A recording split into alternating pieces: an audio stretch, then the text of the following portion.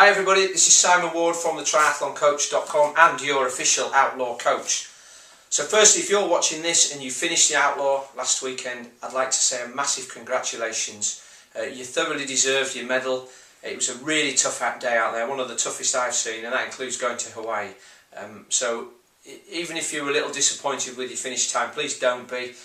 You overcame some really big obstacles on Sunday, and you really need to be very, very happy with getting to the finish. So, really important now is Post Outlaw recovery, and the first question I've got for you is, what are you recovering from? Might seem like an obvious question.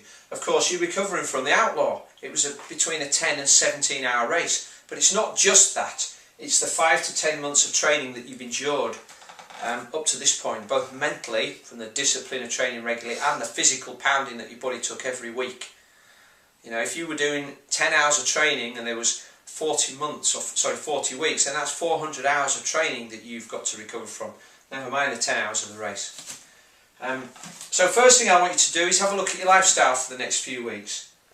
You may find, if you've not already, that you're going to get some sort of feeling of anticlimax, what I call the post-race blues. Don't worry about that, it's entirely natural. Most people go through that.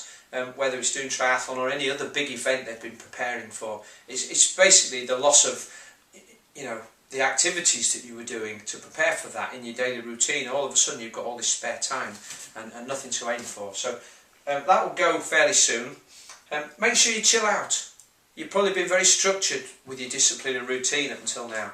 And again, you can be a little bit more free. You can stay up a bit later, you can go to the pub, you can have another beer. So take the time to do that. It's only 1 month out of 12, so you know it's good for your longevity. Celebrate your achievement. Again, far too many people move on from their successes too quickly. So take the time to accept the applause and the plaudits from your work colleagues and from your friends and family and all the Facebook comments, and revel in your success, particularly if it was your first event. Don't be in too much of a hurry to go on to your next race. And finally, if you've been getting your wife, your children, your husband, your friends and family to sort of take on some of your daily tasks around the home or at work, now's the time, like with any loan, to repay some of that goodwill and you know, spend some more time with them and do some things for them, just for a few weeks. Okay, on to this side.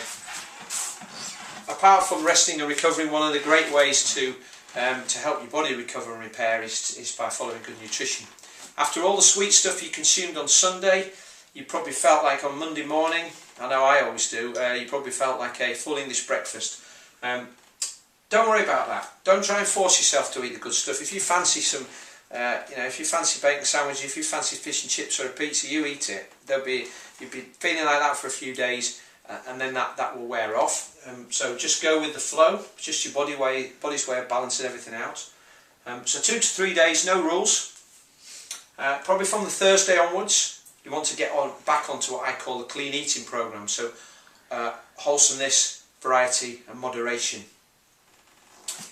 Your 3 priorities: refueling, catching up on all the carbs that you couldn't get in on Sunday. So refueling with carbs, repairing with good quality protein, replenishing with fruit and vegetables. Now finally, as you see here, training occupies the smallest part of this board. Just look at the diagram here. This is you're on top of the peak, you're happy that you've got there, but you'll notice that there's another peak that's higher. That's probably where you want to be next year. But unfortunately, you can't use your current fitness to go right through to there. You have to descend and go back up. Effectively, you need to understand that the next step after a peak is always down. So please don't try to hold on to the fitness you've got now. Let some of it go so you can start to rebuild, to become stronger. It's what all elite athletes do in any sport. So finally, I'm sure you will be wanting to get back to some activity soon, and that's the way you should consider it for the first 2 weeks. Just consider it as activity. In fact, for the next month, I'd suggest you leave your stopwatch, your heart rate monitor, your Garmin, your power meter, leave them all behind and just go out and do things for fun. Have no structure. It's okay to go for a 2 or 3 hour ride if you want, but just poot around with your mates and stop at the coffee shop. And you'll know if it's too much.